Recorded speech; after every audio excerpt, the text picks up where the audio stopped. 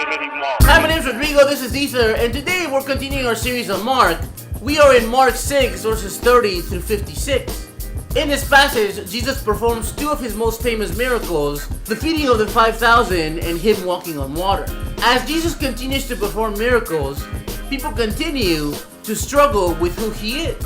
But as the book moves along, the bewilderment extends to Jesus' closest circle of people.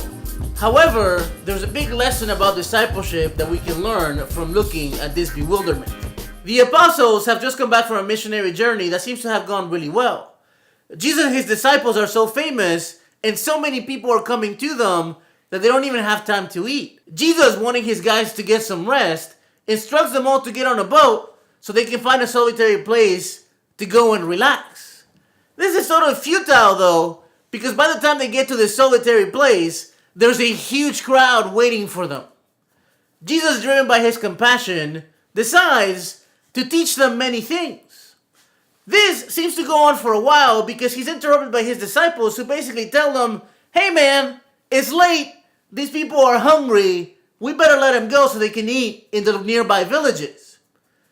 Jesus, however, challenged their faith by telling them, you feed them. And then they have this exchange. Shall we go and buy 200 denarii worth of bread and give it to them to eat? This, by the way, is almost a full year's wages. And he said to them, how many loaves do you have? Go and see.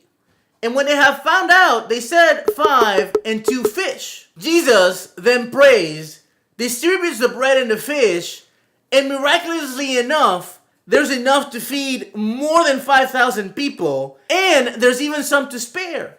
12 basketfuls, as a matter of fact, maybe to signify the faithlessness of each one of the disciples. After this amazing event, Jesus sends his disciples back to where they came from, ahead of him, so he can stay there and pray.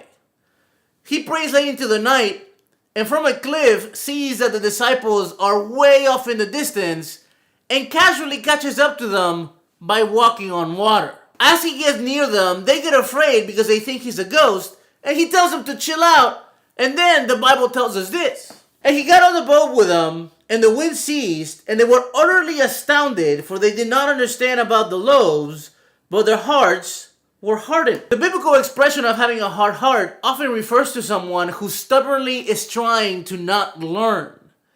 But this doesn't seem to be the case with the disciples. They just seem to be completely and absolutely bewildered. They cannot wrap their minds around what they just witnessed with Jesus walking on water and with him feeding that many people. This is literally above their pay grade. From the beginning of the book of Mark, we have seen that the disciples are at times faithless and they don't fully grasp Jesus' messiahship. From the beginning of the book of Mark, we have seen that the disciples are at times faithless and they don't fully grasp Jesus' messiahship. Amazingly enough, this actually continues well after even the resurrection. It would be very easy to get on the disciples and ask the question, how come they don't understand? Why are they such big losers? But to their credit, they actually teach us a great deal about discipleship. See, in spite of not fully understanding who Jesus is, when he shows up and calls them to follow him, they do so in spite of leaving family and livelihood behind.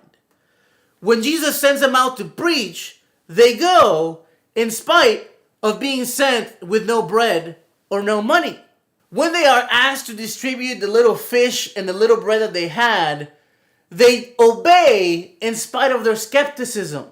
What we learn from the apostles is that great discipleship doesn't depend on great understanding and knowledge. It depends on our obedience and trust in Jesus. How many of us have been paralyzed by our lack of understanding? How many of us have been kept from doing what God calls us to do because of what we don't know? In this passage, we have a great opportunity to learn from the apostles who teach us that to be great disciples, we don't have to know everything and understand everything, but we have to put our full trust and obedience in Jesus.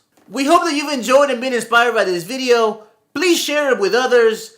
Also, be on the lookout for a podcast in which we're going to delve deeper into this passage. Thank you so much for watching, and we'll see you in the next one.